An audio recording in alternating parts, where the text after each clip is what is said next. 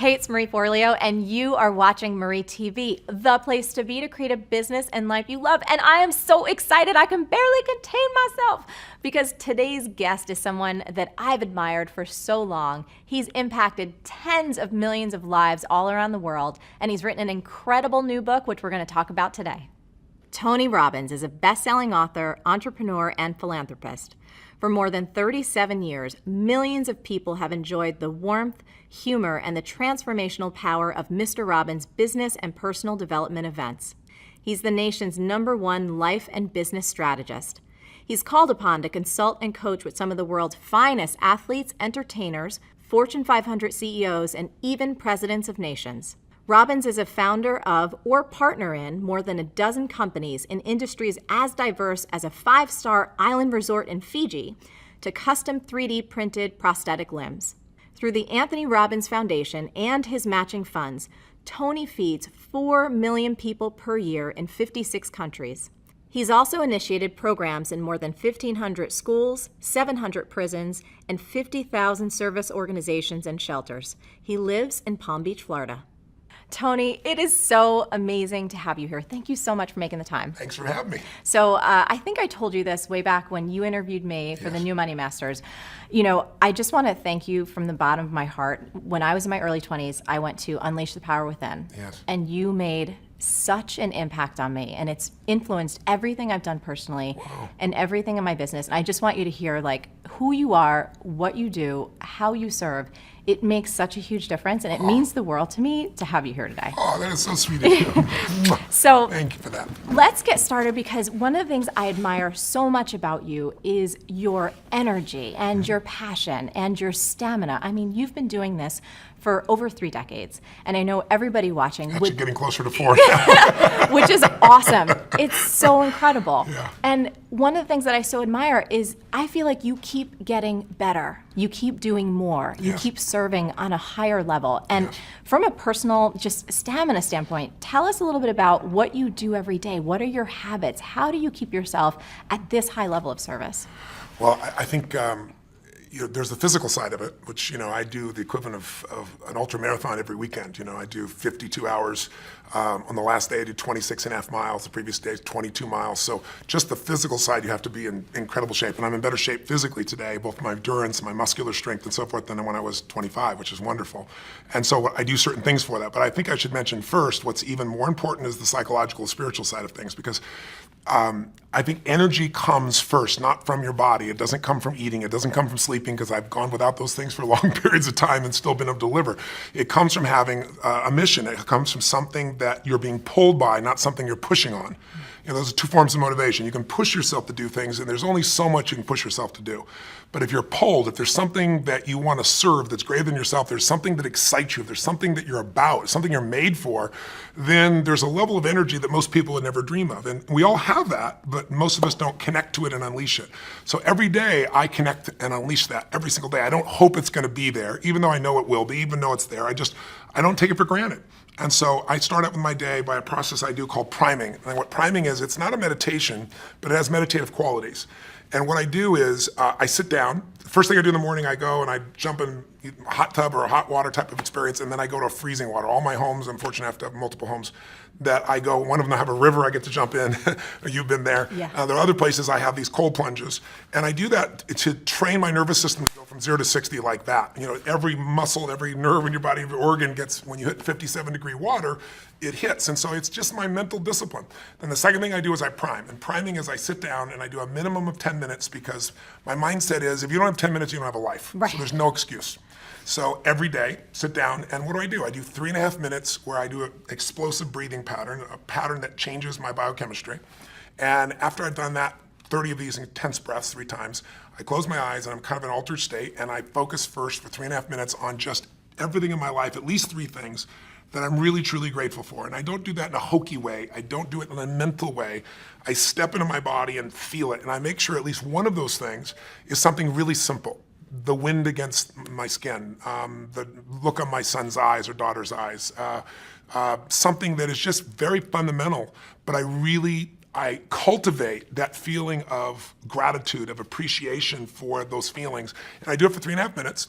Then I do 3.5 minutes where I do this process of focusing on healing, strengthening, and serving. And I start in a circle, starting with myself, and then I go through all the people in my life and associates, and I just send love to them. Again, it may sound corny, but to me, it's a part of what I'm here for, and it's a part of cultivating that energy, that healing and strength energy, and strengthening my passion, my appreciation, my insights, my capacity, my endurance. And then I do the last 3 minutes are what I call 3 to Thrive, which is what is it that I really want to make happen? And sometimes I do that over what I'm going to do for the next 6 months or month, and sometimes it's today. I shake it up. But I see and feel and own that those things are done. And that starts, pretty much my day between those two items. And, then I have my workouts and things that I do of that nature. Yeah. And how about eating wise? Has that changed for you a lot over the years? It's pretty simplistic. I'm very simple. I eat a salad and I have some protein. I have fish or I'll have turkey bacon. I don't eat red meat or chicken, but those are the things that I have usually in the morning, and my afternoon, evening meals are pretty simple as well. But, before I met my wife, Sage, she's been the greatest gift of my life. When we first met, she's a phlebotomist and a nutritionist and acupuncturist, so I thought this is going to be the easiest thing in the world. And I'll never forget, we went on this date and she had a wheatgrass juice, and I was like, wow, this is going to be so easy, man. This is awesome. And then she ordered a hot fudge sundae, and I was like, what in the hell are you doing? And she goes, eating, you bastard. I should give some term around bastard that I was like too rules driven. And so she had this whole thing, you zig and then you zag. So I do that with her now. I do enjoy other aspects of life, but when I first met her, I noticed she zigged a lot more than she zagged, or the other way around, I don't know which one it was, but it's been a nice balance in my life. So I enjoy food and things of that nature, but I use food mostly as fuel because life gives me so much juice. I'm not looking to get out of food usually. And how about, because I know for me, my mind can go and I have so much excitement and so much passion that at night, sometimes winding down. Do you have a wind down process? My wife would say no. I say yes, she would say no. My wife loves sleep. Yeah. My wife can sleep 8 hours. It's the most beautiful thing in the world. To me, it's like sleep when you die. So that was one of the first things in our relationship that was a bit challenging, because I'd want to get up and just go. I'll never forget, we were in Fiji, and it's like, even there, we're supposed to be on vacation, it's our home. I'd jump up at 6 a.m, and she's like, where the hell are you going? I'm going to start my day, run up the mountain, do it. She goes, get in bed, I'll show you how to start your day. I was like, okay, now that's a better way to start my day. Totally. But now what I've done is I get in bed with her, because she's a lady. If you get up in the middle of the night, where are you going? China. Where do you think I'm going? It's 3 a.m. I'm going to the bathroom, So I've learned to get my work done in bed beside her, and then she goes to sleep. But I watch silly movies. I watch things to let my brain disappear. Reading does not slow me down, because then I start incorporating and using it. My mind goes crazy. I'm underlining everything. But I'll watch cartoon type movies like Family Guy or something to knock my brain out, quite frankly. Or I'll watch some silly series, I don't know. I'm thinking of now the different ones. What is it? Revenge or something of that nature. Something that my brain can just truly let go, and that's how I do it for the most part. Awesome. So, you've worked with presidents. You worked with people like Serena Williams and, one of the greatest investors in the world, Paul Tudor Jones. When you're called in to work with these incredible folks, how do you start to prepare yourself? Like, what are the questions that you ask to start to go in to serve at that level?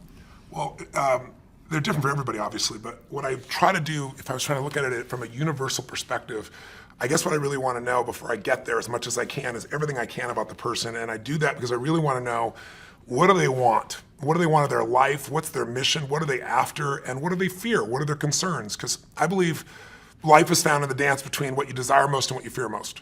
And if I know those two edges of a person, I know a lot. And then I dig under and try to learn as much as I can from other people about whatever the challenge may be.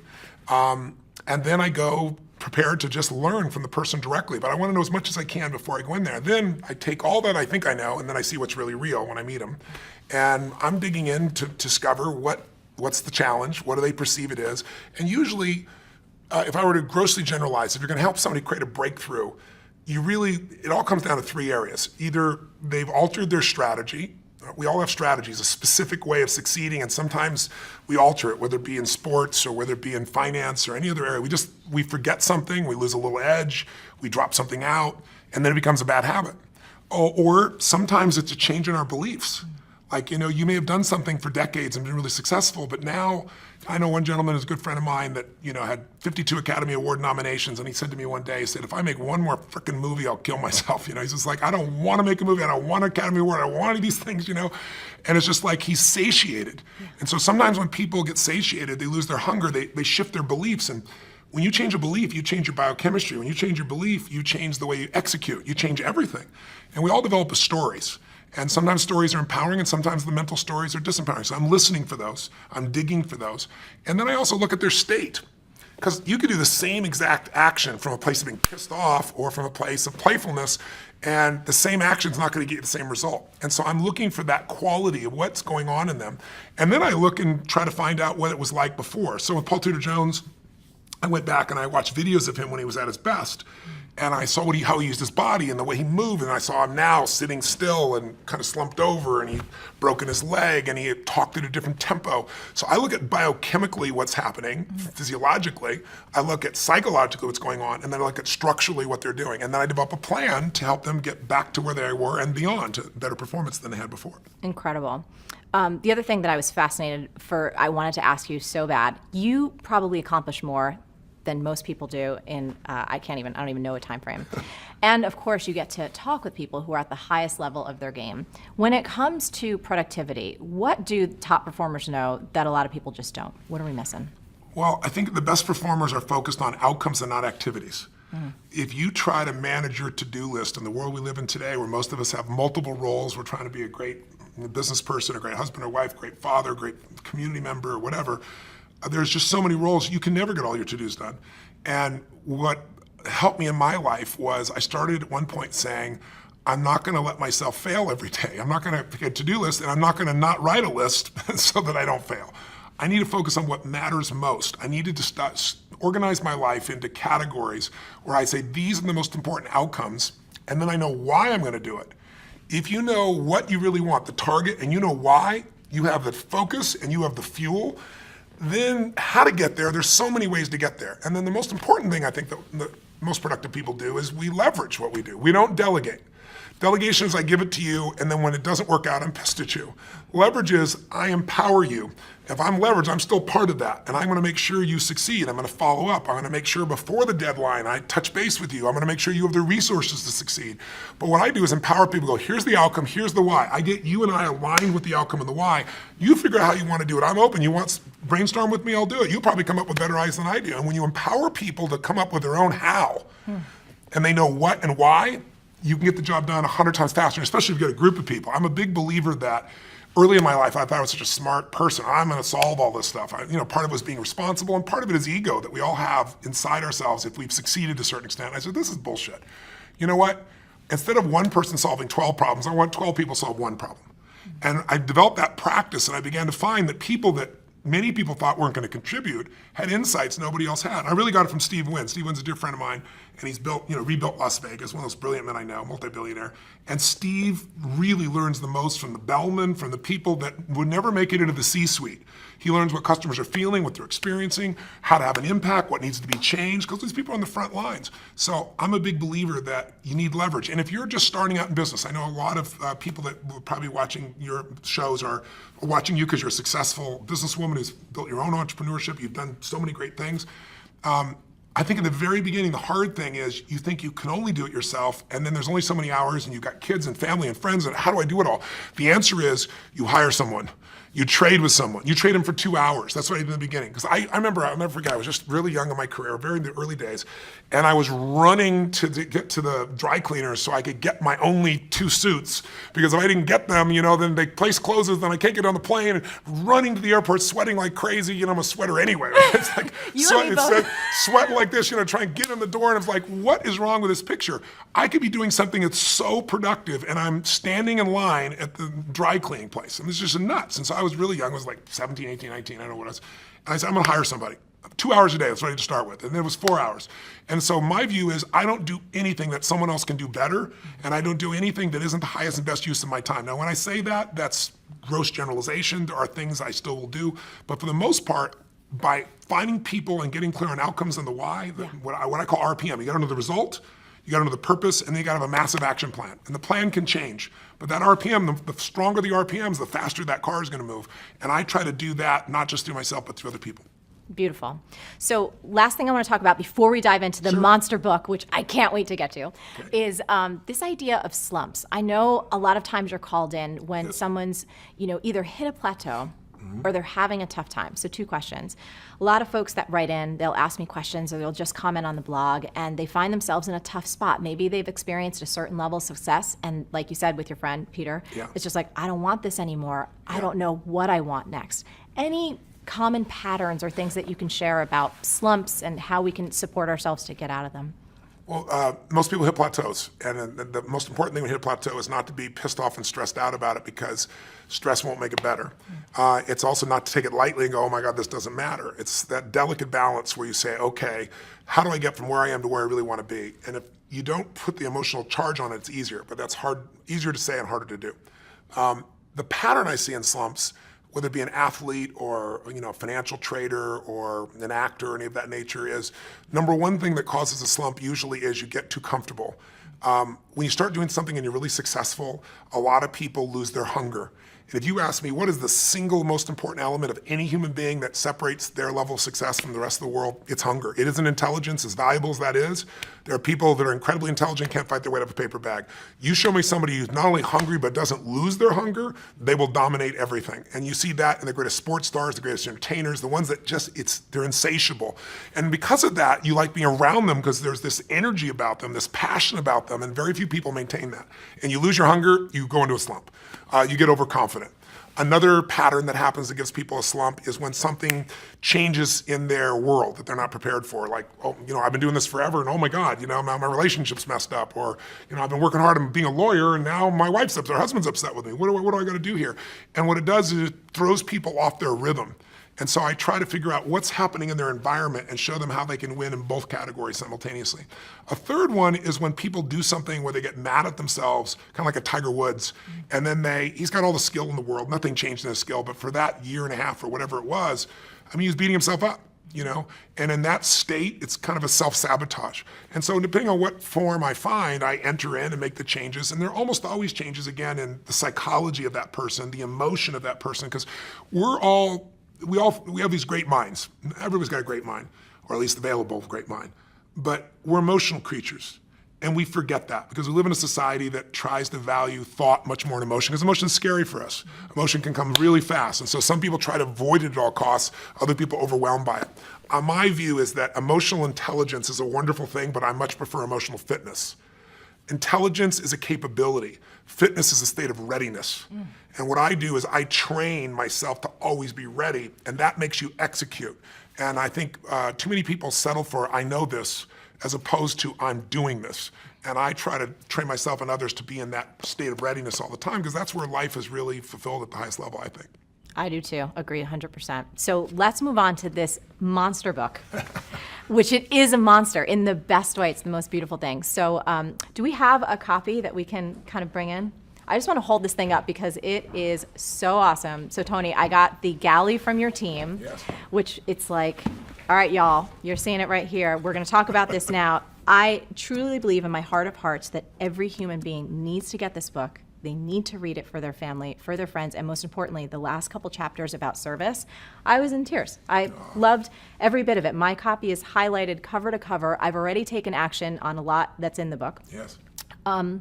This is your first book in 20 years. Yes. Why this topic? Why now? And what makes it different than all the other money books that are out there? Well, one reason I haven't read a book is I hate writing. Just being honest. I'm on a plane about every 4 or 5 days. I go to 15 countries. I see 250,000 people a year. I love the live event. I love the spontaneity. You get to do something new constantly. You get to see what's really going on with a human being. And writing is an isolated, by yourself process that God bless the people that do that stuff. But I got pushed over the edge because there's only a few subjects in life that really affect the quality of your life, right? There's your body. There's clearly your relationships, your emotions, and money is one of those places. And I've shared with people a lot about this, and I grew up with in a very tough environment financially. We had no money. There were times that, our car was repossessed. There were times we had no food. So, and it didn't last, but it was one of those places where you had that uncertainty all the time. And so when 2008 happened, that's what pushed me over the edge. Because when I started seeing so many people losing their homes, losing half of what they saved for their whole life, and then I kept thinking, well, the government's going to do something because this is this is a raw, horrific situation that's been brought about by a small number of people. By 2010, when nothing had been done, I was mad, and I was reading every article, I was watching every documentary, and the final one that just pushed me over the edge was called Inside Job. I don't know if you saw it, but I have it ordered on Netflix. okay, yes, yeah. It's Academy Award, won the Academy Award. Matt Damon did the voiceover, but what's amazing is they systematically showed who specifically virtually destroyed the world economy, and then showed that the punishment they got is not only all of us bailing them out, but they were put in charge of turning the economy back around and giving more money to this one again. So at the end of this film, you understand what happened, but you have one or two emotional responses depending upon your personality. Either you want to kill somebody, you're so angry, or you're depressed because there wasn't one solution to the whole thing. It's a beautiful documentary, but not one solution. I'm a solution guy, so I was like, something's got to be done. I know I'm not the only solution, but I have a unique gift. I have access. Because most people don't know, they think of me the motivational, positive thinking guy. That's never what I've been. I've been a strategist my whole life, and Paul Tudor Jones, one of the top 10 traders in the history of the world, has been my client for 21 years. Literally every single day, he emails me, I measure him a variety of things, I see him face to face. I've been with him side by side in the tech crash in 2000, in 9/11, when he went through the subprime crisis, 2008, falling gold, and he's made money every single year for 21 years. And even beyond me, his firm has made money for 28 years. So it isn't just me, it's Paul. And I've learned from him so much over those decades. And I just thought, if I didn't just interview him, what if I interviewed 50 of the most brilliant financial minds that in the history of the world that are alive today? Let me interview them. Let me find out, can the average person really still win? And if so, how? Let me get, not some talking head on television telling you the same BS about go put your money in some 12% per annum mutual fund that's never existed for 10, 15 years, but the truth. And so I began this 4-year journey, and I was blown away. My average interview was scheduled for 45 minutes. They went 3 hours, some of them 3.5 hours, 4 hours. And people became incredibly generous in what they shared. And they shared things that they've never shared before. And I put them into a 7-step process so that whether you're a millennial that just got out of college and got a bunch of college debt saying, how will I ever get around this? I'll show you how to get financially free. You're a baby boomer and you lost a bunch of money in 2008 and you didn't get back in the market. I'll show you what you can do. You're a very sophisticated investor and you want to know what Ray Dalio does that it's never been revealed about, I'll show you what he does. And so I'm real proud of it. And that, you've seen the level of endorsement I have from the highest level of people in finance on the earth is pretty extraordinary. It's because it's really their work. It's not mine. I had so much fun reading it, and honestly, I was intimidated by a 600+ book because I knew we were doing this interview, and I prepare as much as I humanly. I'm like, all right, I'm going to speed read, but digest everything. Yes. And one of the things in the beginning, when you start breaking down the myths, yes, I just kept getting sicker and sicker and sicker with how much the general public, how much people don't know and how they're taking advantage of. So I wanted to ask you, was there one in particular that just totally pissed you off? There was a ton. I know there's 9 myths in the book. I put the 9 most abusive ones in there. I mean, they're there. Here's what I'd say. I want to mention one of the myths, though, to start with. Not a myth, but a step. I want everybody who's watching to remember one thing. The biggest myth you have, not the one that's been sold to you, that hurts you is the average person thinks finance is so complex because, frankly, the industry tries to make it sound complex. They use words that you don't know, so you don't know what to do. What does this mean? And so what happens is we just give them our money and say, deal with it, and we don't realize that system has been set up. It's not an evil system. It's set up by corporations that are looking to maximize profit for those corporations. They're not looking out for the investor because this investor's second, and we think we're first, and we're not. So the first piece is you got to know that you can't wait till you have a ton of money to start investing and think, I'm not an investor. What you got to do is say, rather than my Apple phone, let me own Apple stock. Let me own a piece of all the best companies, not just Apple. I've got to become an owner or I'll always be in scarcity. If you can invest in business, even a small amount, you can grow. And I don't care how small it is, but you got to automate it. There's a gentleman named Theodore Johnson who is amazing. He worked for UPS, started as a driver, never made more than $14,000 total in a year. That was his highest salary in a year. In his old age, he's worth $70 million. And how did he do it? All he did was what I teach is the first step is you got to take a percentage of what you earn and pretend it's a tax. You're never going to see that money again. You automate it, it goes straight to the investment account, and you never see it as money you can spend. He did that with 20%. He said, I can't save 5. Somebody in his family said, if there was a tax, you'd pay it, and they made it 20%. When you save 20% and you compound it, its numbers are incredible. So I show people how to do that. But then the problem is, if you do that first step, but you don't do the second step, which is become an insider. Yes. And understand the rules of the game, then the old adage is a person with money meets a person with experience. The person with experience ends up with your money. I mean, that's how it works. So I'll give you 2 or 3 of the myths real fast. One, this myth that someone says, give me your money and I'm going to beat the market. It's just a lie. Warren Buffett made it clear it's a lie. Ray Dalio, one of the greatest investors in history. David Swenson, who has taken Yale's money, $1 billion, and converted it to $24 billion in 2 decades, the greatest institutional investor in the world. They've all said it. Warren Buffett flat out said today, he said, listen, in my will, 90% of my money, all that money does not go with any mutual fund, it goes straight into the index. What the index is you get a piece of all the largest companies in the world, but it costs almost nothing to get in. Because over any 10-year period of time, 96% of mutual funds will not even match the market. Now you're paying for a mutual fund. What this means is you hire someone because you say, I have a family, I have a business, I have a life. I'm not an investor. I'm going to hire someone who's a professional. It makes sense. They would do better than me. Unfortunately, that's wrong. Because what happens is 4% of them will beat the market, but it's not the same 4%.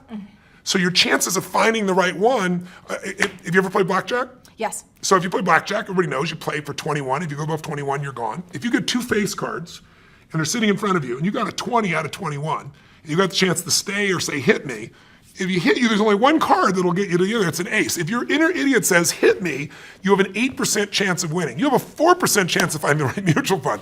It's not going to happen. So what happens for people is they think they've been sold we're going to do better, and they might for a year or 2. But what matters, you live off the long term. You don't live off the year or 2, and they just don't do it. Warren Buffett has a bet right now with Protégé Partners, which is a group that does hedge funds, and he said, you can pick 5 hedge funds. You can mold the best of them together. I'm going to own the market, which costs me next to nothing. You're going to get the hedge funds, which cost a lot. 10-year bet, who's going to win? Put up $1 million. Right now, they're 6 years into it. Warren Buffett's at 42%. They're at 12%. Right? Oh. Just crazy. So the second thing is, after getting terrible performance, people say, well, fees don't really matter, or they'll tell you it's only 1%. And I ask people all the time, how much are you paying? And they go, I don't know, or they'll say 1%. 1% is called the expense ratio. That's like the edge of the sticker price.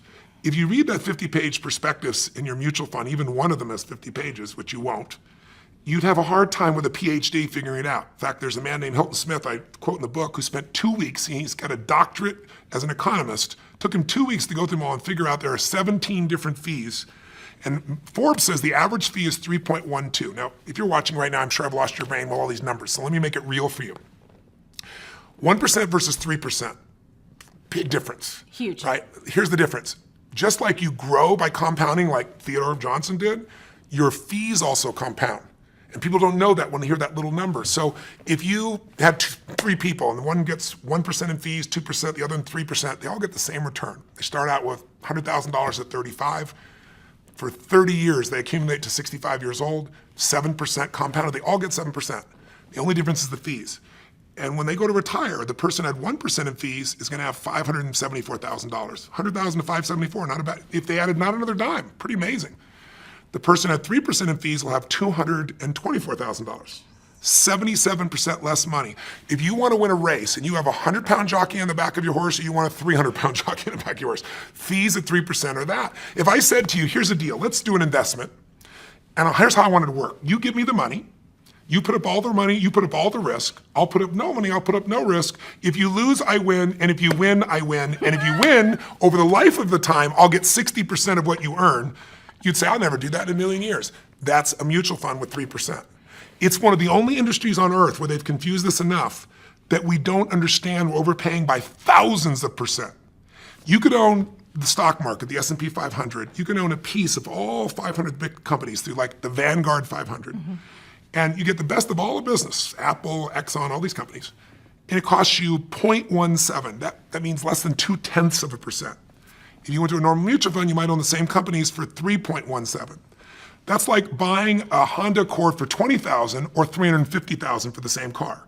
If you pay $350,000, you figure out the person next door paid $20,000, say you go crazy. That happens every day with finances because people don't know how to look at this. So when they read the book, that'll never happen to them again. Yeah, and this is, there's so much. I could talk to you forever, and I know your team is like, oh my God, we got to get him out of here. But a couple things before we wrap up. First, what we discovered with the all-season strategy and what you were able to inspire Ray one of the leader of what? The largest hedge fund in the world. Yes. It's absolutely incredible. He's an amazing man. Let me just give it to you really quick. Ray Dalio is his name. Ray heads Bridgewater, which is the largest hedge fund in the world. A hedge fund is where wealthy people often put their money because they can bet up on the market or down. They'll be able to do a lot of things as a hedge fund. And a large hedge fund, a good sized one, might be 15 billion, Ray's 160 billion. So he's 10 times the size. To give money to Ray 10 years ago, you had to have a $5 billion net worth and a minimum of 100 million on the first day, or he wouldn't even talk to you. That was 10 years ago. Now, no matter how much money you have, he won't do it because he manages money for China, for countries, for giant pension funds. So I get a chance to meet Ray, and I did 15 hours of prep for that. Just like I want to be all pitch and catch with him. I was very fortunate, found out that he'd listened to my tapes and was a fan of my work from years before. And so our 45 minutes went close to that 3-hour mark again. And at the end, I said to him, went back and forth, and he really enjoyed it, and I enjoyed it, obviously, learned so much.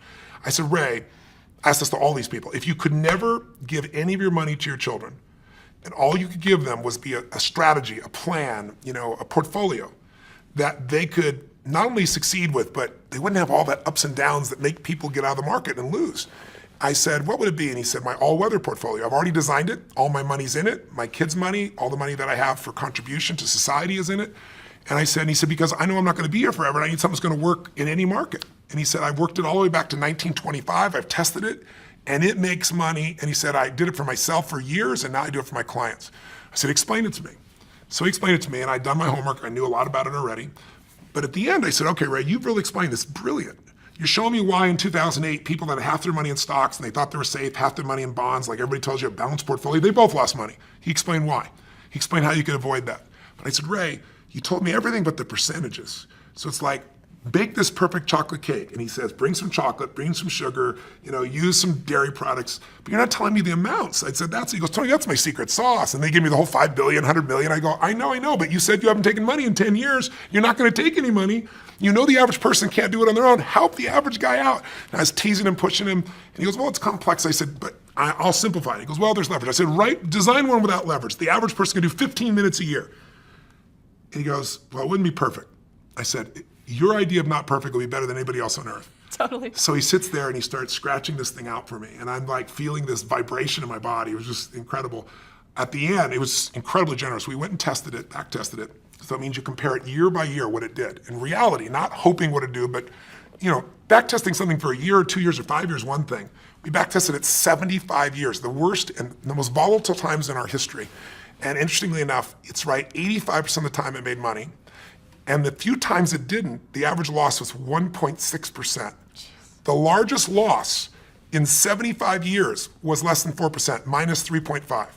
And that was 2008 when the market from top to bottom was down 51%.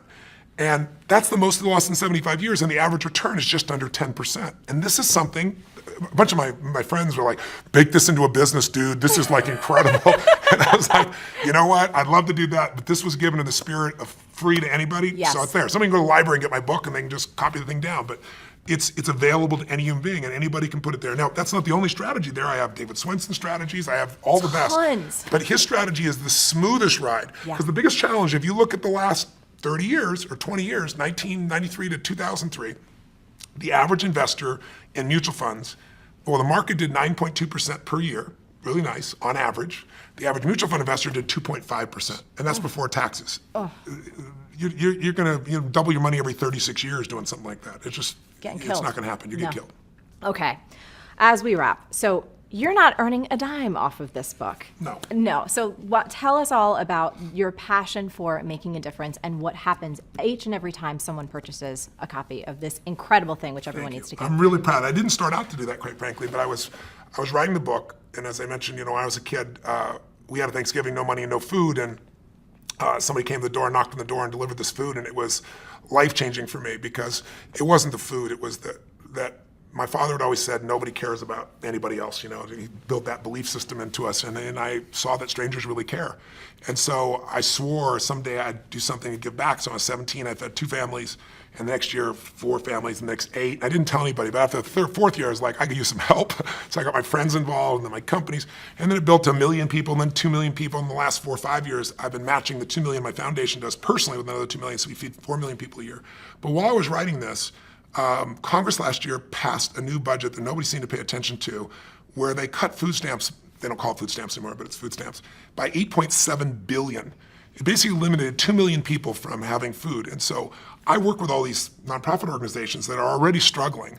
And it just made me crazy. And I thought, okay, what if I'm working my ass up in this book, but you know what? I could donate all the profits of this book, not a percentage. And then I thought, what if I donate all in advance? Whether I make money in the book doesn't matter. I'm going to do it in advance. How many people could I feed? And it was 10 million. And I was like, wow, that excited me.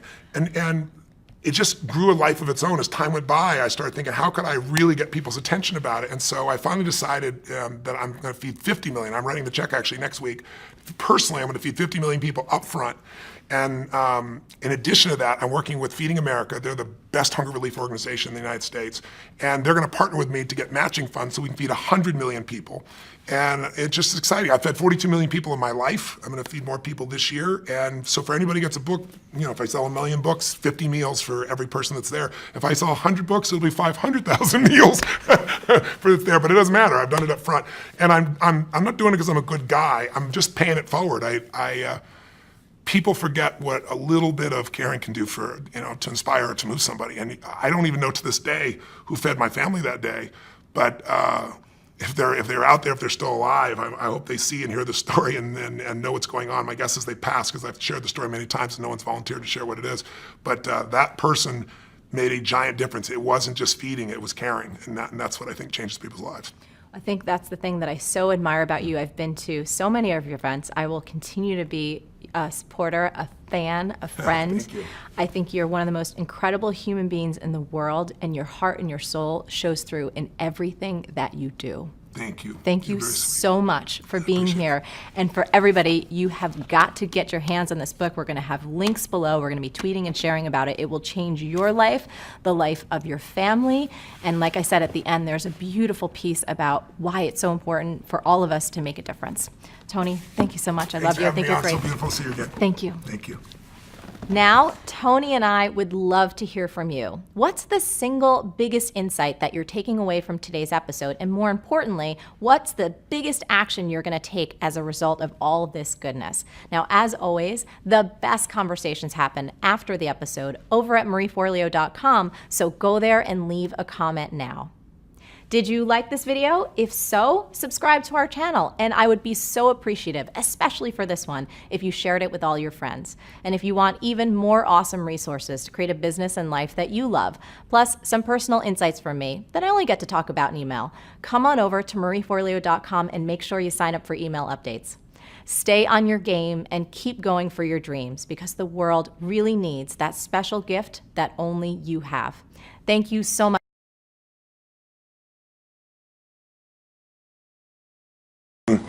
For the last, 9 months or so, since the economy took its giant collapse all over the world in different areas financially, I've been meeting people that are trying to figure out what to do financially. And I've brought so many people in business who are trying to figure out what to do. Their customers are responding in a different way. They're hanging on to their money, and they're concerned. And so I thought, the traditional approaches to business are not making a difference. What I'm best at is modeling.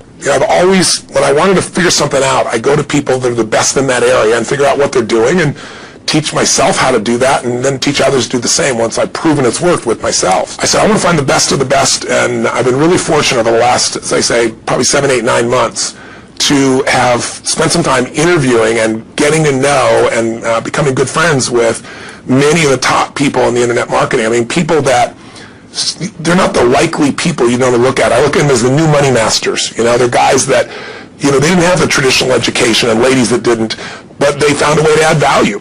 So whether you're looking for an opportunity to figure out how to have a second income stream, or you have some form of business you're considering being in or you're in and you want to learn some tools, I thought I'm going to create some great products for this, but I thought I'd just send you out first a neat little interview that I did with them. These guys called me up and said, can we come by? I'd love to chat with you. I said, well, we're going to chat. Let's put it on film. So we just knocked around, and what they wanted to ask me was, look, we've spent enough time with you. We know you know how to get people to take action.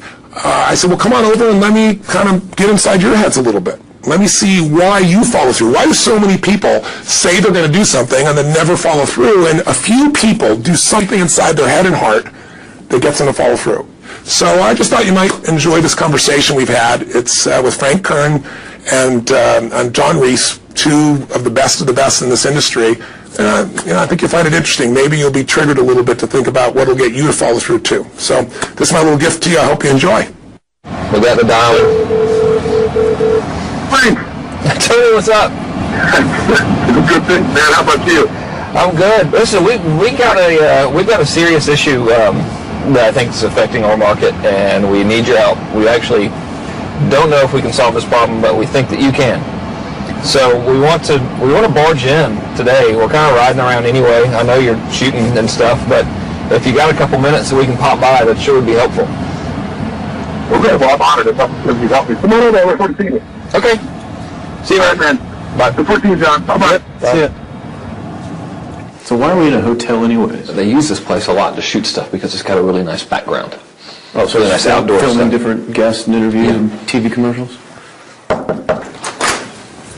Hey man, how's it going? Come on in. All right, thank you. Hey, Tony.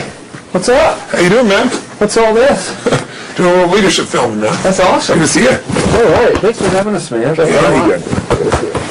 Well, come on in. I'm curious to what this major problem is that you haven't seen me right away about. This sounds like a setup to me, man. It's a setup, yeah. I told John it was an intervention about his glue sniffing problem. Come over and sit on my lap. Yeah, exactly. So we were doing some talking, and the big problem in our industry, we think, is a bit of a mystery. No one has the exact answer. We were actually talking about trying to figure it out, that so many people in our market get these courses that him and I both, for our own respective businesses, spend hours and hours of time recording these building these education products, these training products to show people how to grow a business or build a business. But there's this large segment of our customers in our market that we're in that really don't get results. They don't do anything, or they're just, for whatever reason, it's not for them. It's just, we were just talking about how great it would be if there were just, so many more success stories, right? Like if everyone who actually bought stuff, not necessarily just our stuff, but all of the stuff within our community, if the people who bought it, if everyone who bought it just actually used it, and just followed the directions and followed through, how amazing that would be, like what we would accomplish as a community as a whole if that happened. So our challenge is, what needs to happen, what kind of shifts need to happen to get people to follow through, to get people to actually use the products? You're talking about the same mystery that people have of, why does somebody, get that fat, or they're out of control and they hate themselves, but then they go have another piece of chocolate? Or, why does the person the doctor just told them they have cancer, lung cancer, and said, you've got to stop smoking, and some studies show 70% of people keep on smoking. So you're not talking about a minor issue here, right? It's part of life. But there is an answer, because there are people that do follow through, and there are people that never did before, and then they never follow through in their life, and now finally they break through.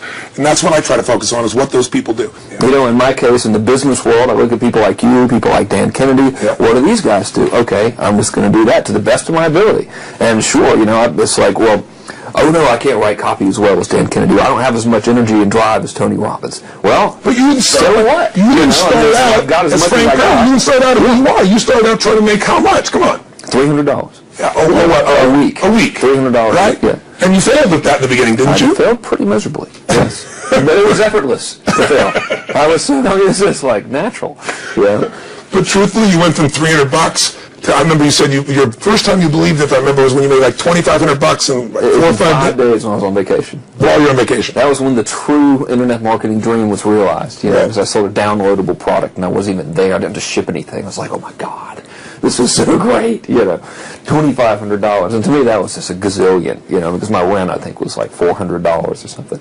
And when you told me that story before, and you just did it again, and you get so you big grin on your face, you get more excitement on your face than when you talk about doing 18, than when you talked about doing the 18 million, which I know you're proud as hell of, and you didn't get all the money, but you made 18 million bucks for somebody in 24 hours, right? Yeah. But look at your face. It's like, no one here is excited as $2,500 in 5 days, baby.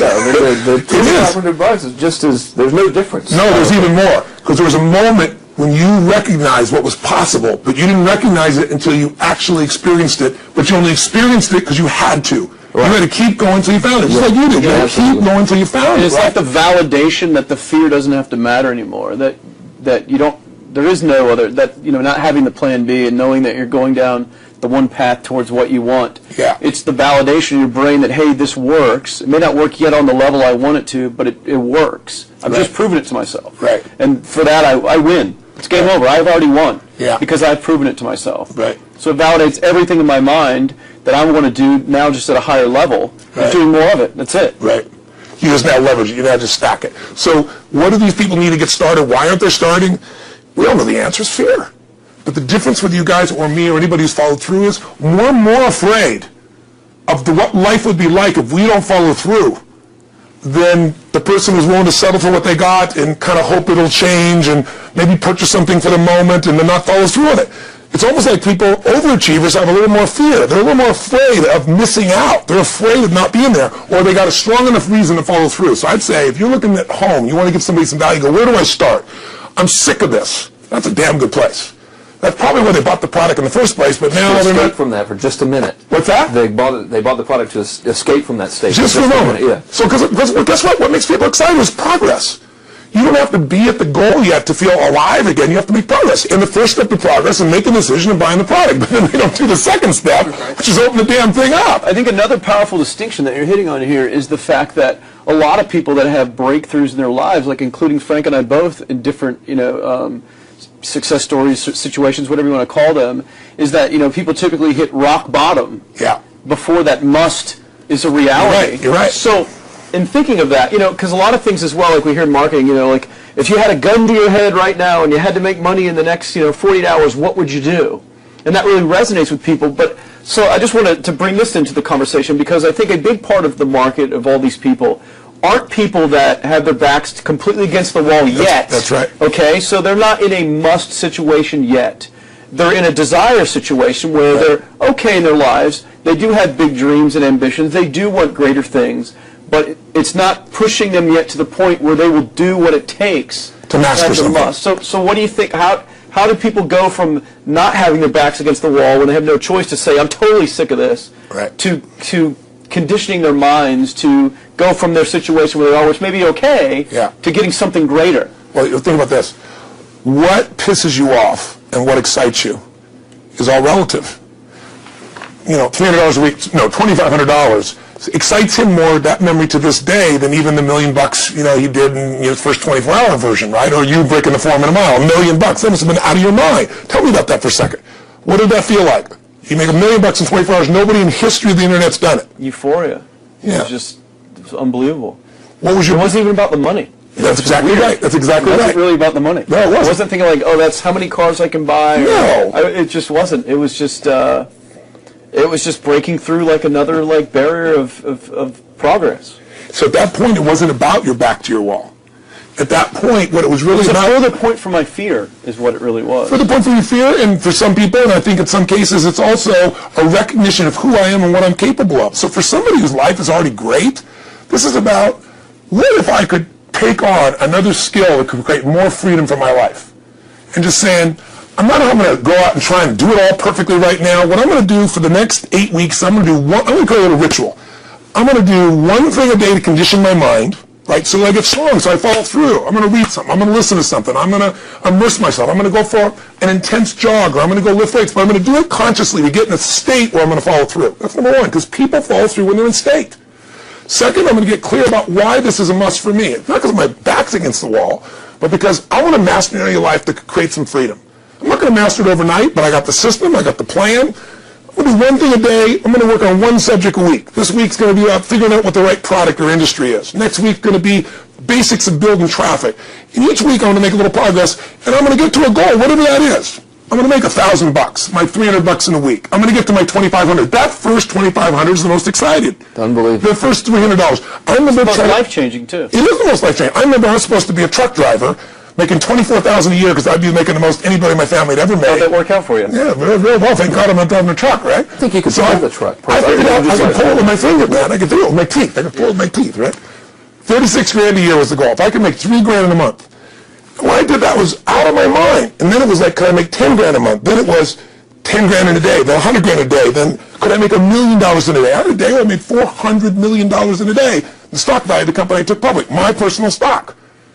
But it was probably after I did it, though, so it doesn't really count. I'm just joking with it. You're right. People will remember who's first, Tony. 400 million. Who cares? Who cares? No, I'm not saying that's amazing, though. I'm not saying because they told me when I was on stage, I had this audience of about 15,000 people at the Continental Center. It was during the stretch break.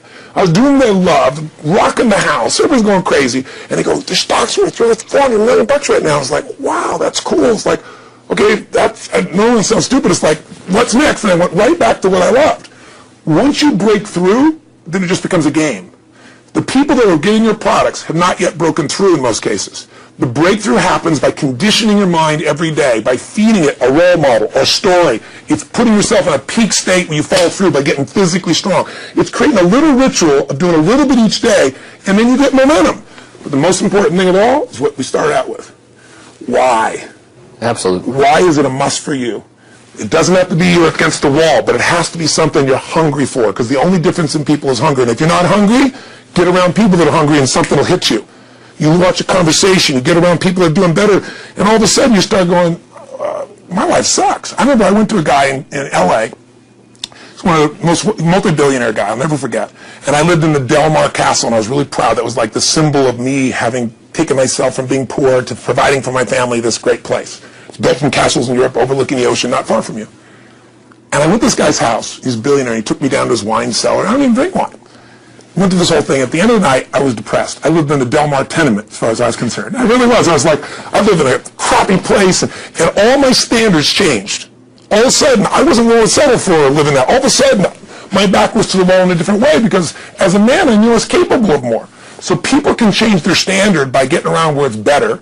People can change their standard by getting associated with what's true, like the bills they got to solve, the problems they got to do it. Or they can do it because they're excited, because it's something new they want to take on. Everyone's different. But they got to find the why, and they got to come up with some daily rituals to get them going, and just do a step at a time. That's where you get momentum. Awesome. That is awesome. So, think about what's the holy grail between somebody taking action or not. It's one word: certainty. When somebody is absolutely certain, the common word is believe, right? But, you can believe at a general level, or you can believe with certain. When you're absolutely certain that if I do this, it's going to get that result, and that result's going to change my life, you'll do it. When you think it absolutely is not going to work, you're never going to do it. The middle no man's land of maybe it'll work, maybe it won't, that's the piece that kills people, right? So if it's a must for you, you got to make it work, right? In our case, right? That's an example. If it's not a must for you and you're not sure, you don't know what to do. So years ago, I'd look around and say, okay, how do people get themselves to follow through that haven't been following through? What's the difference? And I started interviewing hundreds of people, literally, and eventually thousands, because I had thousands of my events. So I'd ask the group to give me their feedback. And I came up with this model. It's like the holy grail of belief, or the holy grail of momentum. It's like the difference between what makes the rich get richer and the poor get poor, right? And the difference we all know is mindset, but like, how's that built? So this is what I did. I created stupid four little boxes, and I'll scribble it here for you. You think about the first thing that determines whether you can do something or not, and I put that in this first box at the top here on the left side, and it's potential. Like, what's the potential of a human being? Like, when you guys started, you proved something no one had done in history. You ran the 4-minute mile, right? For God only knows how many centuries, they're trying to run a 4-minute mile. Roger Bannister does it. How did he do it? Do you remember? You did it in this industry, right? You made $1 million in a day. No one had ever done that in history, right? After you did it, a bunch of other guys were doing it because it became possible. Roger Bannister didn't just go physically practice. He made a shift in his head. He practiced in his head because he could never achieve it physically, so he had to change in his head first so that the result became certain enough he believed it, and then his body got him through. After Roger Bannister ran that 4-minute mile, within 2 years, 37 people ran a 4-minute mile. Wow. When no one in history had ever done it. Now here's how it works. The potential for anybody getting your product is extraordinary. They can do what you've done as much, more or less. They can do whatever they want to do. The potential's there. The market's proven that. Whether or not they tap into potential has a lot to do with what action they take, which is the question you came to me with, right? Like, God, they all have potential, but they're not taking action. And we all know that the action they take is going to determine the results they get. That's pretty obvious. So most people have a belief about what their real potential is no matter what you tell them. And that affects how much action they take. And of course that affects the result, and then ironically, that result reinforces their belief. And then their belief affects it. So I'll give you an example. Let's say a person has unlimited potential, we all agree. But they take little action, little results. Why? Because they have to start with a problem with their belief. They don't believe it's really going to happen for me. Maybe for Frank Kearns because he's got the cool hair and stuff, or maybe it's for you because you're so driven, but it's not me. Maybe Tony Robbins because he's a freak, got these big teeth. Whatever their thought process is, right? They got this thing, right? But what happens is, if you believe that there's very little potential, how much action are you going to take? Nothing, little. And when you take little potential with a little action, what kind of results do you get? Lousy little results. And when you get little results, what does that do to your belief? You go, see, I told you this was a waste of time, told you this wouldn't work. And then what happens? You tap even less potential. You take even less action. You get even worse results, and your belief gets even weaker. And this sucker feeds on itself until you are in a downward spiral. It's poisonous. It's poisonous and it's self-fulfilling. Now, what if something could happen that could come along and fill you with a sense of absolute certainty? Not like I believe, but where you know. In you guys' case, mine as well, we knew because we had to. Because we burned the boats. There was no other option. We had to find a way. We weren't going to live that way. We all did it in different ways and for different reasons, but in essence, that was it.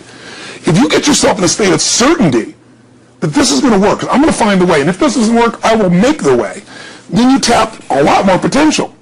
And when you're certain in your potential, you take massive action. When you take massive action, you really believe in something, you get great results. When you get great results, your brain goes, see, I told you I was a stud.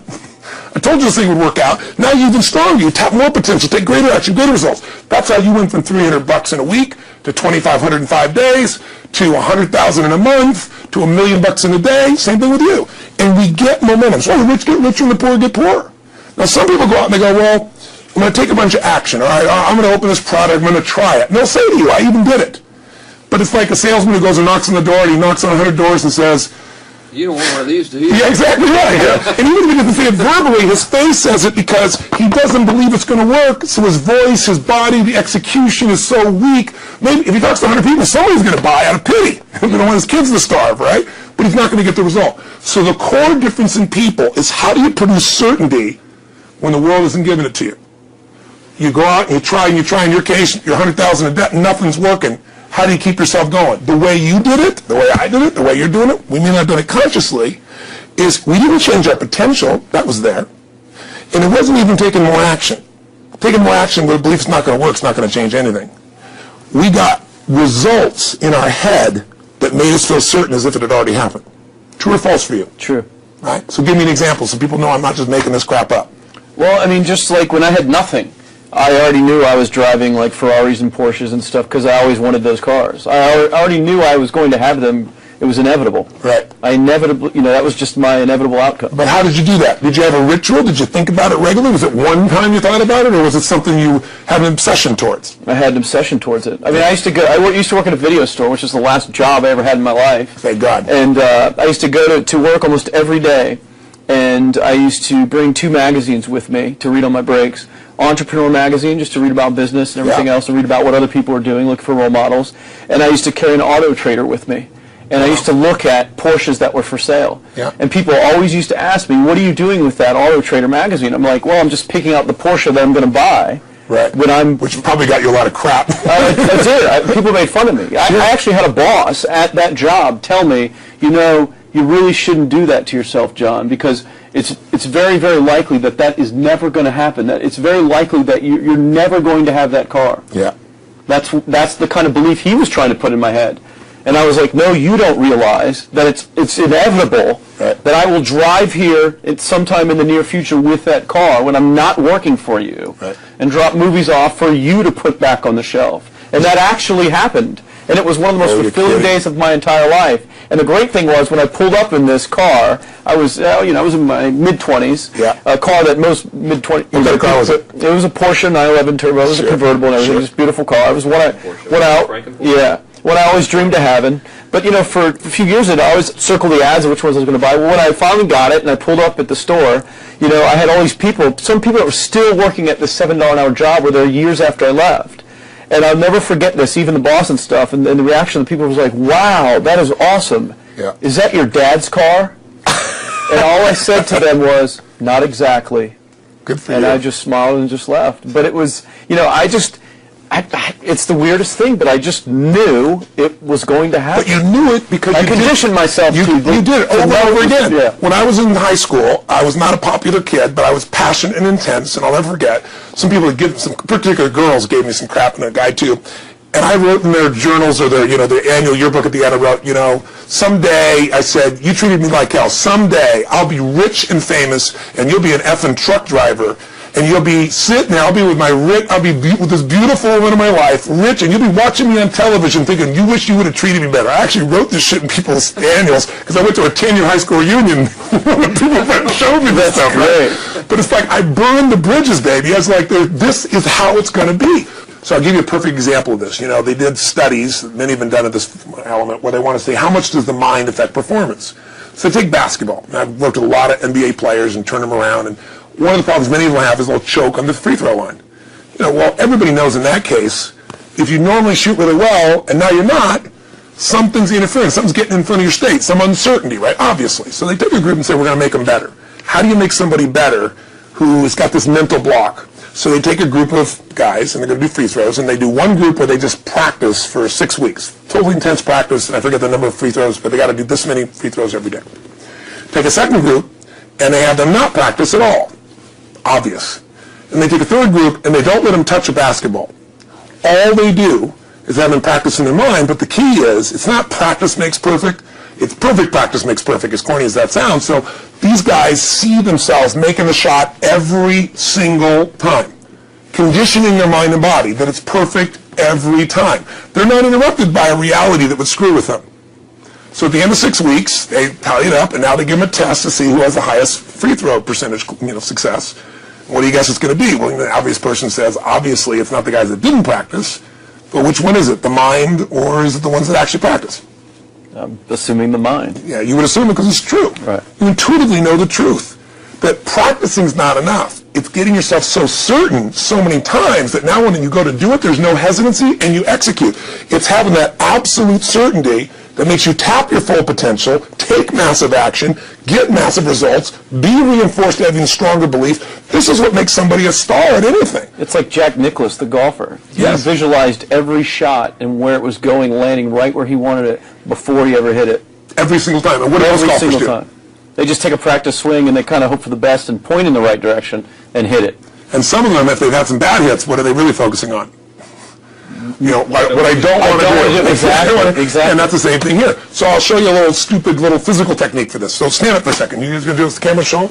So try this for a second. So just put your feet together, and then put your right index finger straight out in front of you like this. Okay? And all I want you to do is I want you to just turn clockwise comfortably as far as you normally turn. Just notice where you naturally stop. Go ahead and turn clockwise. People at home can do this too.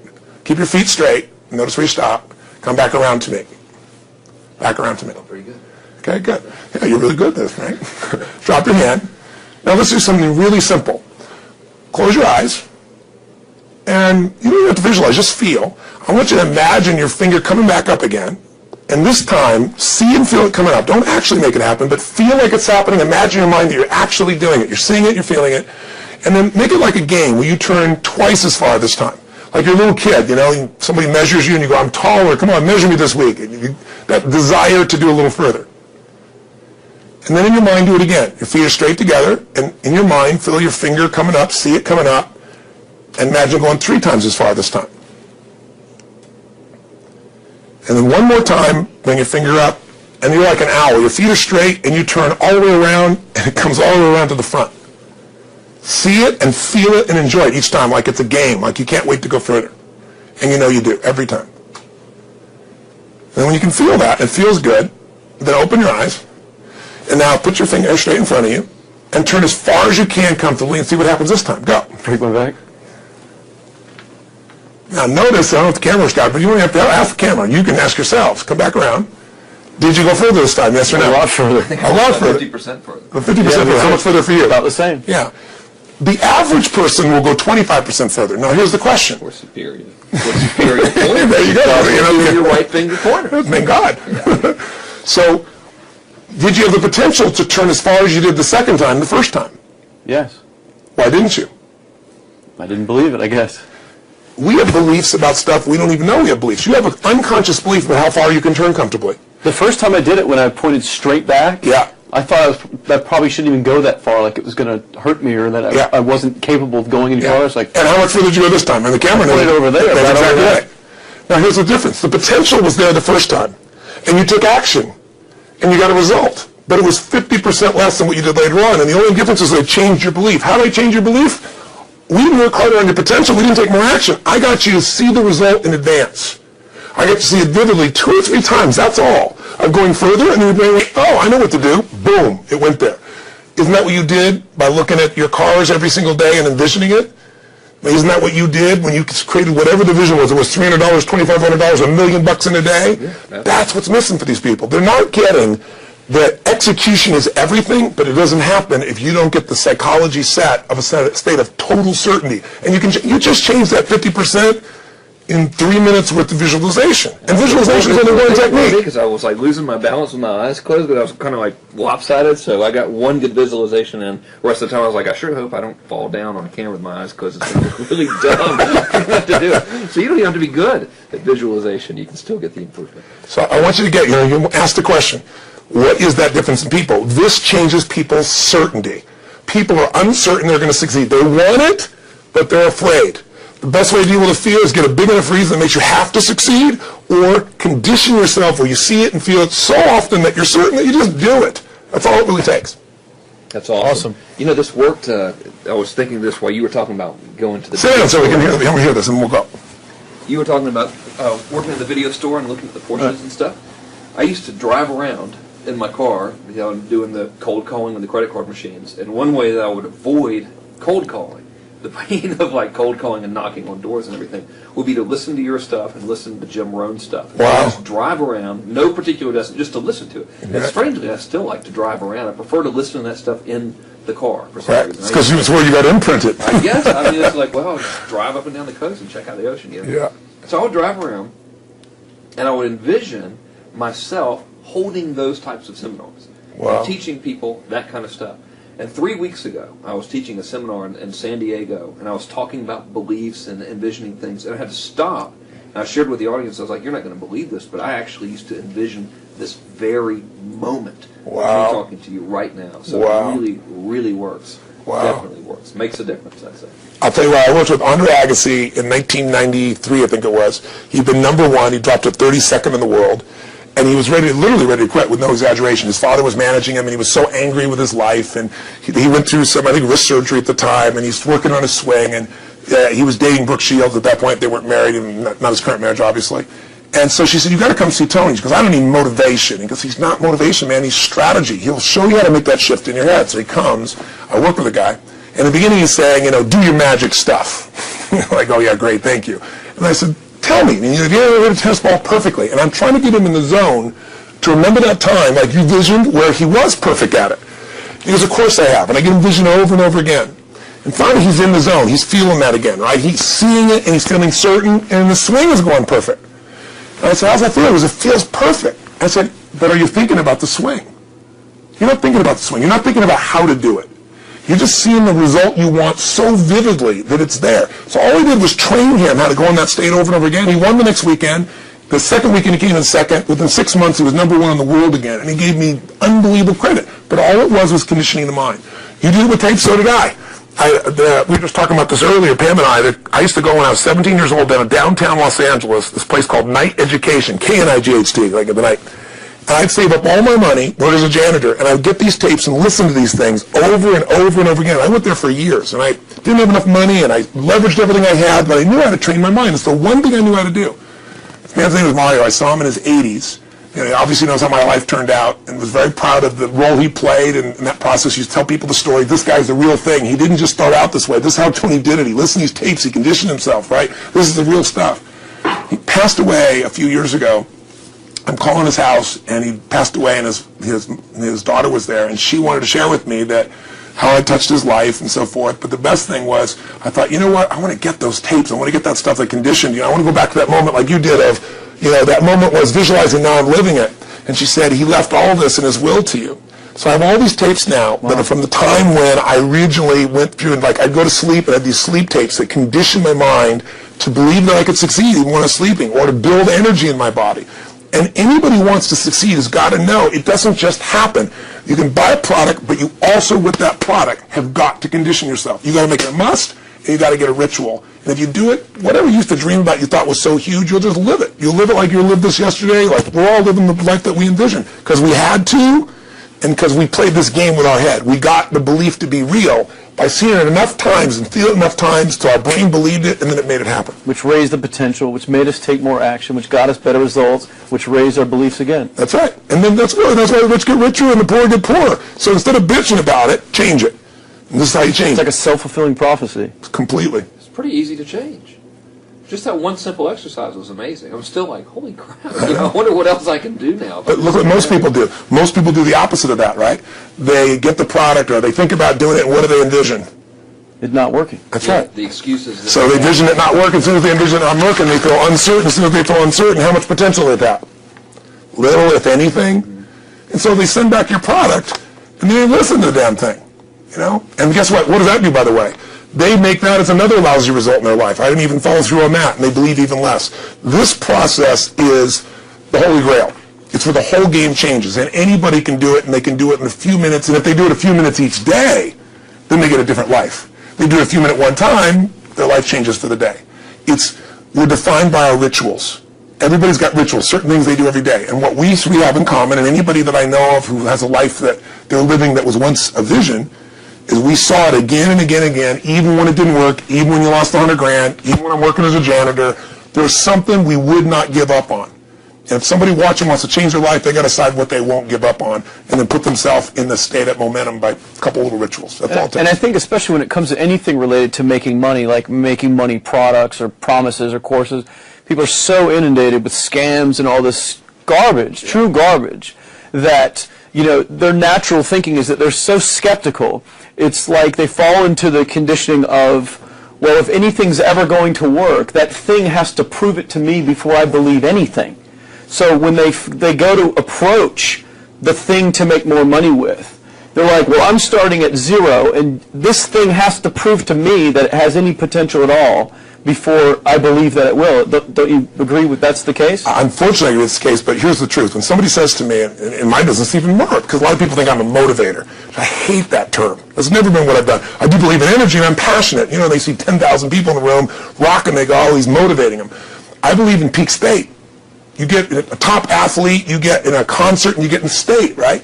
The problem is, to defend themselves so they won't be disappointed again, they lower their expectations. So someone will say to me, well, I'm skeptical or I'm pessimistic. And my response to them is, no, man, you're gutless. It takes no guts to be skeptical. You don't have to have any capacity to be a critic. And now with the web, you don't even have to own that you're the one being the critic. You can burn somebody and anonymously, right? I said, you know what? It takes guts to believe. And if you think something's going to do it for you without you putting your guts on the line, you might as well forget it right now.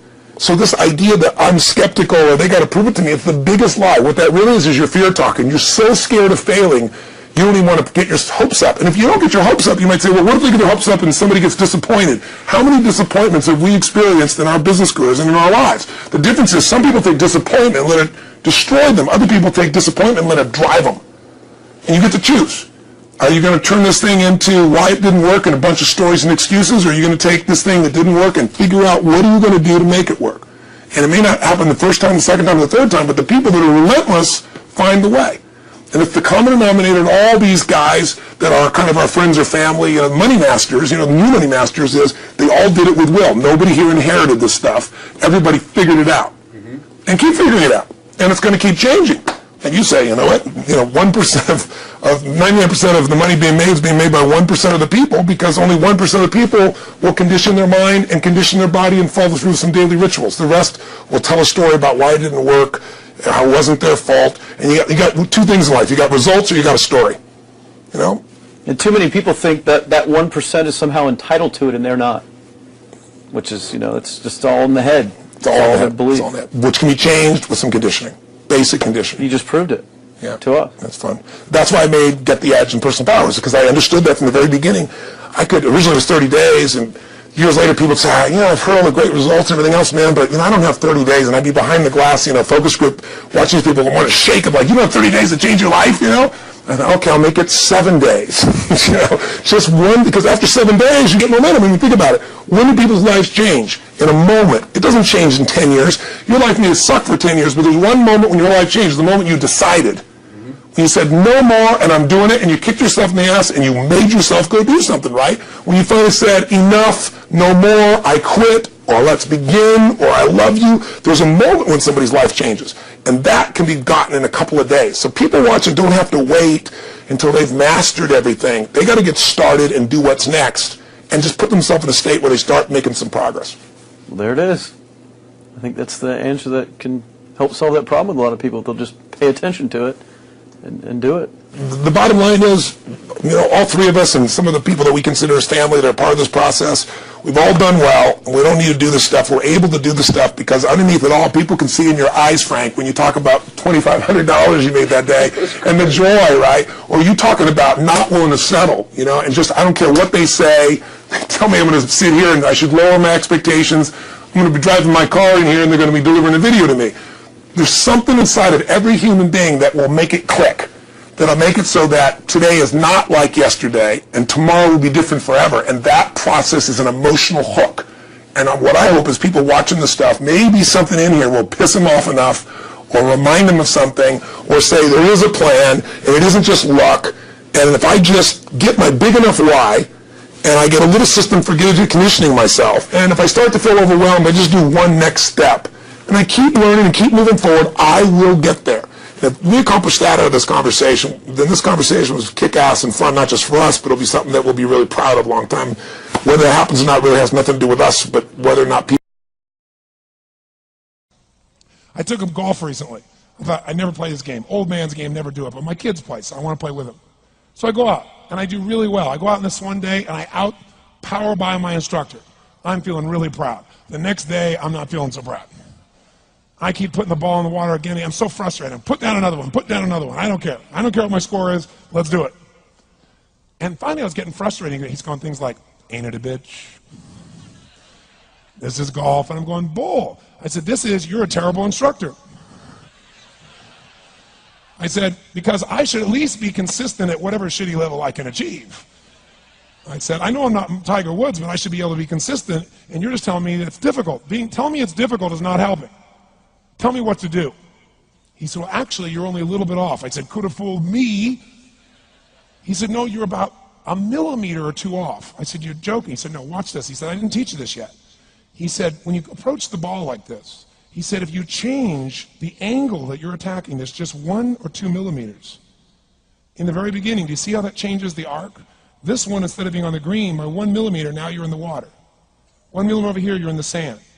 And he said, and also you're hitting the ground by 1 millimeter sometimes. You're not stroking it, just 1 millimeter. I thought, what a great belief system that when all hell's breaking loose and nothing's working, that you're only 1 millimeter off. Because most people think it's impossible, so they give up. Isn't that true? And in real life, it's true. So 2 days later, I'm going to see one of my clients. I do a lot of coaching, and I have a man who's the top plastic surgeon in the world. He's going through some tough times in some aspects of his life. But this is a guy that gets paid by Sultan of Brunei $1 million to fly over and do 3 people's faces. He is the #1 plastic surgeon in the world. He can make anyone who's ugly look spectacularly beautiful. He showed me pictures of a woman who's 84 years old. He made her look 40 and gorgeous, no exaggeration. But you know what? I'm waiting for him in his office, and he's still in surgery. So he's got a new book he's creating to teach other surgeons around the world. And I'm going through it, and it's got pictures of the top 100 supposedly most beautiful women in the world's faces. And then men. I wasn't paying attention to that one. I just kept turning the pages, right? But I noticed something. He's got all these measurements. And he has mathematically calculated what it takes to make someone look gorgeous, man or woman. And it's a few millimeters. Interesting. For example, on a woman, the distance between the top part of your lip and your nose, this little distance, the measurement of that, if you're beautiful, gorgeous, is the same size as your eye. If it's 1 millimeter more, you have an average face. If it's 2 millimeters more, you are butt ugly. Okay. The difference between butt ugly and gorgeous is 2 millimeters. He's got about a dozen of these little 1 or 2 millimeter changes he makes, and it's a different person. It is unbelievable. So a very powerful belief to leave today with would be, nothing's working, I'm 1 millimeter away. What little thing do I change? And when I do, it changes everything. Because I'm heading this direction, I make this little shift. You take that out an hour from now, a day from now, a week from now, a month from now, you have a totally different destination from that direction. But the 1 millimeter change, I'll show you one of them right now. Check this out. Stay in the state of certainty. Some of you lost it. Intensify it, whatever it takes. Intensify. Make your move. Come on. Make your move. Say yes. Say yes. Say yes. Say yes. Now feel that in your body. Don't let go of it. Now watch. here's the difference between being certain and being uncertain. Did you see that? Certain, uncertain. See if you can find that little spot between the two, where you drop just a little bit of your chest, and you feel it drop, and come back up, and drop it. How many can feel that difference between where you really feel it, now intensify it, and where you dropped it? Is it a tiny difference, yes or no? Yes or no? Now, could you condition yourself to feel great in this state? Yes or no? So what I want you to do is give yourself that opportunity. So the way we're going to do is very simple. We're going to go in a peak state. And then we're going to train ourselves. Because guess what? If you're in this state of certainty, and all hell's breaking loose in your life, people can't figure out to go, move, I'll handle it. People go, he's so lucky, he's so confident. No. Here's what I've created for my life, and anyone I know has succeeded. I'm a 17-year-old kid from Azusa, California, with no real education other than self-education, with no background, with parents that did their best, all of them, with no money, but I did one thing. I loved people, and I had an enormous demand I made upon myself, and I sculpted my mind and my emotions to get me to do whatever it would take to achieve and to contribute. But to do that, I did it by using my body and changing my focus. I did it by putting myself in a peak physiology and using what I call incantations. Can you train yourself to believe something, yes or no? Absolutely. How many of you ever made the fatal mistake of going to Disneyland or Disney World, and while you're there made the fatal mistake of going to a ride called It's a Small World After All? What happens for about a week after you're out of that damn place? You're still singing this thing in your head in 24 languages, right? Well, let me tell you something. How many of you have things when you want to go achieve them and this part of your voice goes, oh, it's not going to happen, or forget it? How many got a voice that sometimes interrupts that good pattern? Say, I. And what you want to do is train a new one. So starting when I was 17, I started doing incantations, not affirmations. Affirmation, you go, I'm happy, I'm happy, I'm happy, I'm happy, I'm happy. What's the problem? You haven't changed your what? Your what? Physiology. If you don't change your physiology, you won't get anything. So an incantation is not only you speak it, but you embody what you're saying with all the intensity you can. And you do it with enough repetitions that it sticks in your head. Like It's a Small World, now the conversation in your head is always the same and it gives you what you want. So you use your body and your voice. So 17 years ago I started doing things. I was working for Jim Rohn, this speaker, and I was 17 years old. I had long hair, minestrone soup, acne on my face. And I was trying to call on Bear Stearns type of people and convince them why they should go to this man's seminar and be more successful. I was driving a 1968 Volkswagen that I had earned at $40 a week as a janitor. The only way I did it was park far from the building and then go in, and I love people and I believe, but I put myself in state and I was able to influence people that were far more successful than I was at the time. I would do something that I still do backstage and have done for 23 years because I don't hope I'm going to be in a good state, I demand it.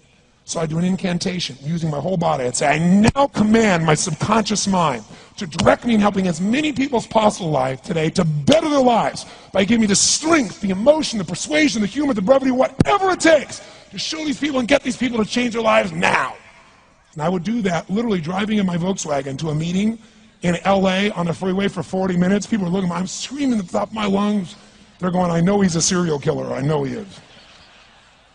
But by the time I entered that room, when two people meet, if there's rapport, the person who's most certain will always influence the other person. And I was totally certain, and they were trying to get revved up to certainty. Do you agree with this, yes or no? I do another one because I was poor. I changed my mindset. I kept doing things, but I never got beyond it. I'd say God's wealth is circulating in my life. His wealth flows to me in avalanches of abundance. All my needs, desires, and goals are met instantaneously by infinite intelligence, for I'm one with God and God is everything. And I would imagine the abundance of my life, and I would feel so grateful. And a year later, I went from making $38,000 a year to making $1 million a year in 1 year. Because successful people do what failures won't. You follow me on this? You know?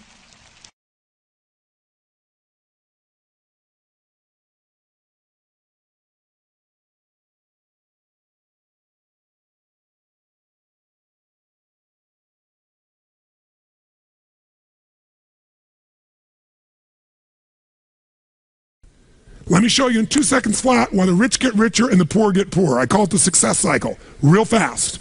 Draw yourself 4 squares, put them up on the screen here. You'll see, as I do this, take a quick look, you'll notice you've got the word potential up in the left-hand square. Up in the right-hand square is the word action. Bottom right is the word results. Bottom left is the word belief, or another word for that would be a sense of certainty. Potential, action, belief, results, and notice there's arrows in a clockwise fashion where they just keep feeding each other over and over and over again. So again, it's potential, action, results, belief, or another word for that would be certainty. Now, did you ever notice how rich people tend to get richer and poor people tend to get poorer? And I don't just mean rich in financial terms. I mean people that are rich emotionally. Do you ever notice how happy people tend to get happier? And depressed people tend to get more depressed? How many found this to be true? Say aye. It's because the power of momentum and what I'm about to show you. So let me show you something here. What's the potential of any human being? You tell me, quick. Unlimited. Do most people's results reflect that true potential, yes or no? No way. Why? Because most people aren't taking enough what? But is it possible to take a lot of action and still get lousy results? What if you got a salesman that works for you and they walk out and they knock on 100 doors and they say, you wouldn't want to buy anything from me, would you? Or they don't say that verbally, but they say it non-verbally. Is that going to affect their results, yes or no? So it's not enough even to take enough action, because when we believe it's not going to work or we're uncertain, does that affect how much of our potential we tap, yes or no? See, if you don't think it's going to work, you're not going to put out a bunch of your energy when you think it's going to fail. And by the way, when you're not sure, you tap little potential. Do you take little or a lot of action? When you're not sure, when you think it's not going to work, do you take massive action or little action? Now, when you take little potential with little action, what kind of results do you get? Little lousy results. And when you get lousy results, what does that do to your belief? You go, see, I told you it wasn't going to work. Told you it was a waste of time. And then, by the way, when you have less belief, how much more potential do you take? More or less? If it's possible, you tap less potential, more or less action. Less. And what happens to your results? They get even what? And now they got worse results. What does that do to your belief? And by the way, now you see the current economy. Isn't it true? Everybody out there is going, oh my God, the results are so bad, it's going to get worse in the future. So I better pull in my horns, there's less potential, so I'm not going to push as hard. I'm not going to take much action. Oh my God, I'm getting lousy results with little potential action. Oh my God, it's going to get worse. That's what creates a recession, depression, whatever you want to call it. How do you change